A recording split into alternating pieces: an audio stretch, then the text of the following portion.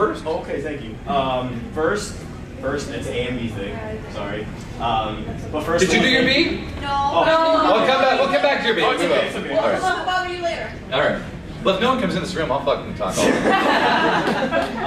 all day. A, is Wesker going to return to Resident Evil 6? Oh.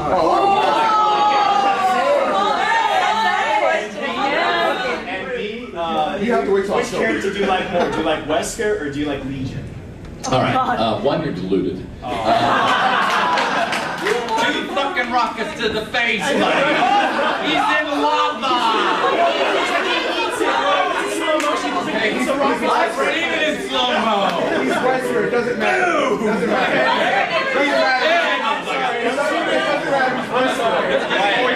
I just thought I'd ask. I mean, you're in front of me. I just thought I'd make sure. Double check it. I gotta hear from the guy himself. RE6 is coming out. I have not voiced anything in it. They didn't hire me to voice anything. So if there's a flashback and he's in there, don't blame me. They didn't call me back. And our union didn't negotiate residuals, so I won't get a check for it.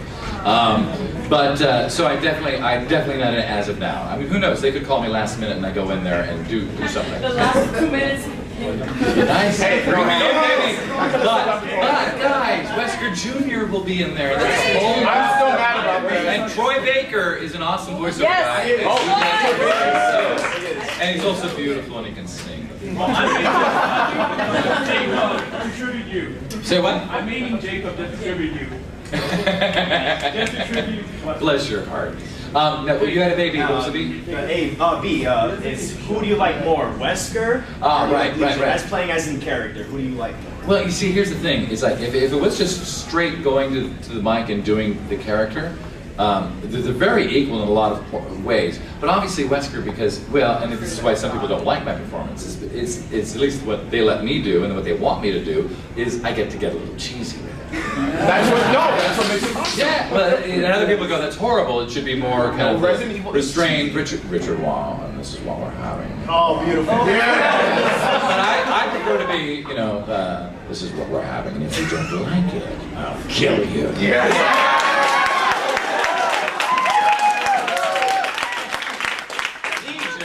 Legion, on the other hand, I seriously roll out of bed, clear the phlegm, have a little Starbucks on the way to the session. I show up, good morning. Do you like the way I'm dressed? I mean, how fucking easy is that? And everyone does that little fun thing, and goes, bloop, and I go, oh, sorry, retake. So, there's benefits to both. Yes, sir? I'm going to ask the question that someone was probably going to ask. Are you drunk? Yes. Because you look like I do. Well, you look like the way I do. What did you think of the Mass Effect 3? Oh, that's so funny. People keep asking that. Here, guys, this is where you all decide you hate me. I don't play video games. I don't have the time. Oh, look at that. You guys don't see it, but from here, it was like 10 of you went.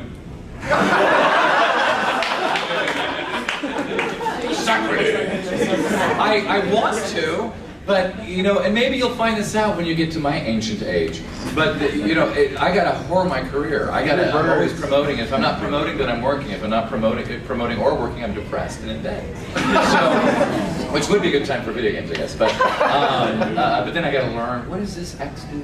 So I don't play, but I do see the cutscenes and all of that, and I've heard about. Now listen. When it comes to film, I love indie, arty, weird shit. I like nihilistic endings. I like it when there is no hope, as long as it's justified and earned. Now today, two girls came up to me earlier at the signing thing, and they were very funny about it. They're like, "Oh yeah, we love the ending. We invested so many years just to have it end that way." Well, that's a good point. Yeah, exactly. You see, I think of like 2 hours in a movie. I was like, okay, I did that, but it's not much of my life. But I'm okay with the nihilistic ending. But I guess if I played it all the time and years go by and I wait for this final big one to come, and then it's like everything you fought for is worthless. That would be a little upsetting. However, they do say that the universe will continue. And I do know that I am the only voice of the Geth, so if there are Geth, I'll be back. So I like the ending. Yes, young lady in the lavender? Lavender. Yeah. What's it like playing Albert Wesker? Damn! Now you'll never get your answer. Somebody knows she was thinking it.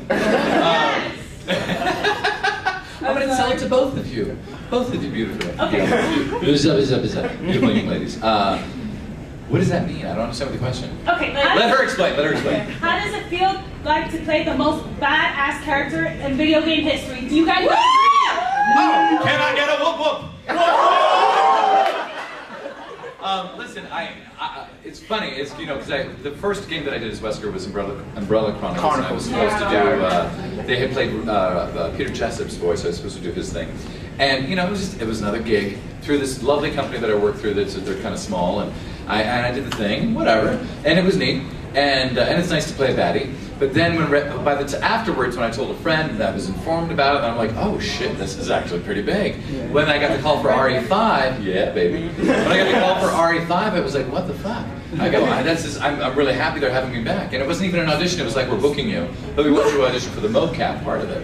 And I failed the mocap because I threw my back out. And they say, oh, it's just a lot of walking. And I get there like, now flip here and roll there. And I'm like, cute. Hey, Ken Lally. No. But they got, Ken Lally, who does a lot of that stuff, who's excellent at it, does the Wesker physicality of RE5.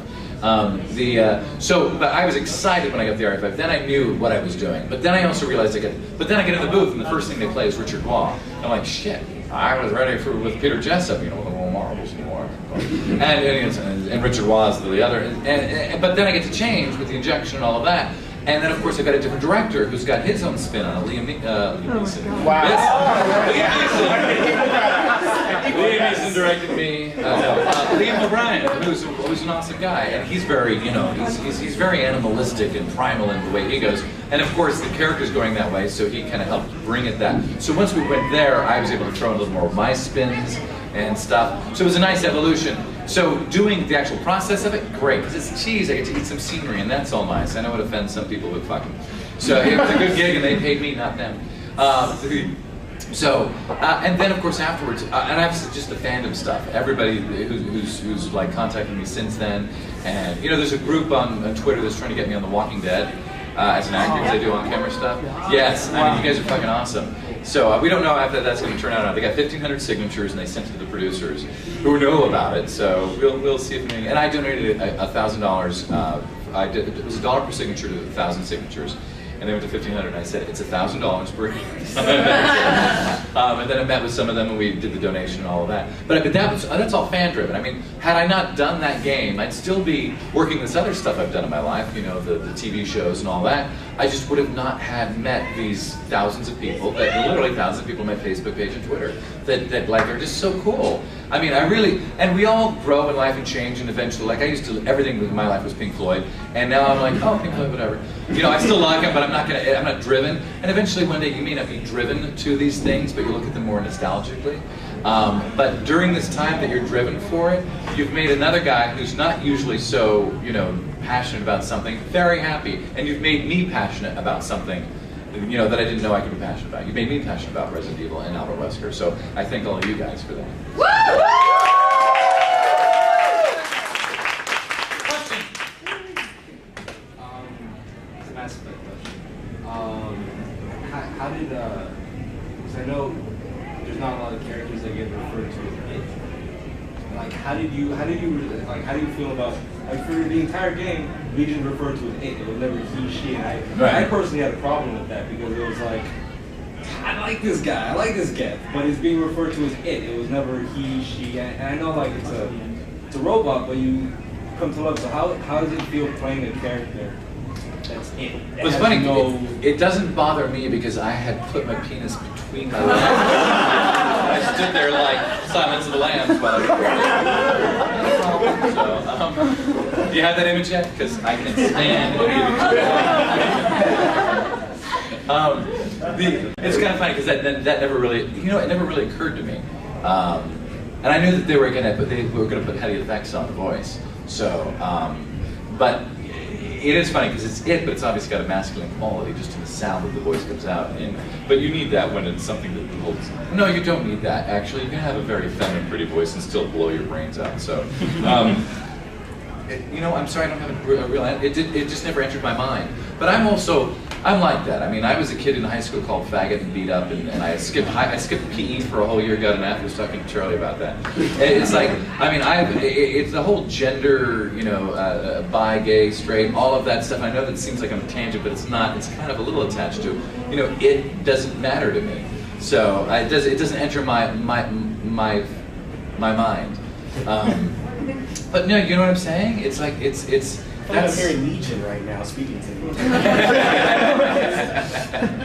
But because life is beyond that, is I guess what I'm saying. And as a human race, we're going to have to deal with stuff, you know, with what people can do now through science or whatnot. And we're also learning that, you know, even when you are growing inside the womb, that the little switches that can determine whether you're going to have a vagina or a penis, you know, it's kind of haphazard sometimes. And so what do you call people that are in between?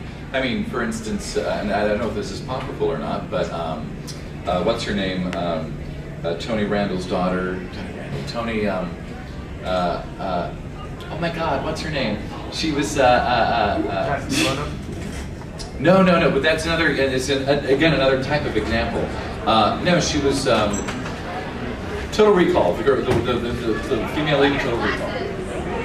No, the Arnold Schwarzenegger one where this wife and he's... Judge Dredd? True Lies. True Lies, who's a female? That's Jamie Lee Curtis.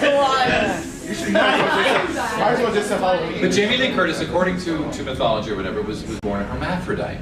So, yeah. Really? Well, no, did you hear what you just did? Some of you just went, I didn't know. We are but just a conglomeration of all these freaking cells or whatever, and we can come out all sorts of ways, and what we decide as normal is just whatever is prevalent in numbers. So normal can change at any given moment. And if more hermaphrodites are born, then all of a sudden, you guys with the penis or just the vagina are now, you know, it's the whole Dr. Seuss and how many stars do you have on your chest. So, so there's a whole point to this. I know there is. The whole it question.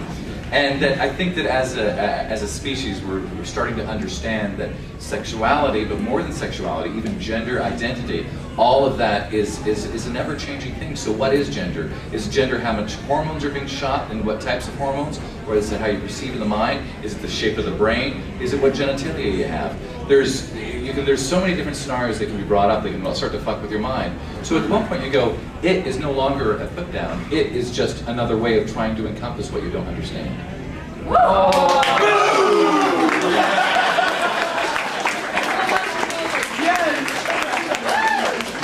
put that on the web because I don't know what the hell I just said. Like 2 rockets in the face. Yeah, like 2 rockets in the face. Give it to me. Next question. First? Okay, thank you. First, it's A and B thing. Sorry. But first. Did you do your B? No.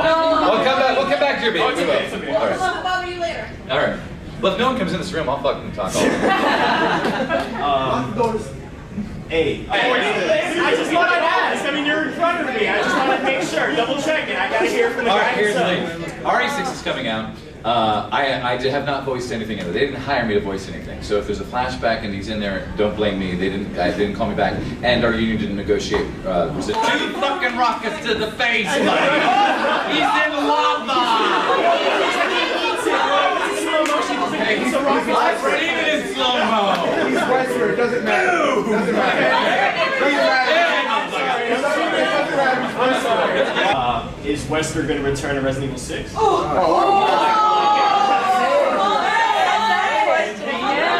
And B, You have to wait till which October. character do you like more? Do you like Wesker or do you like Legion?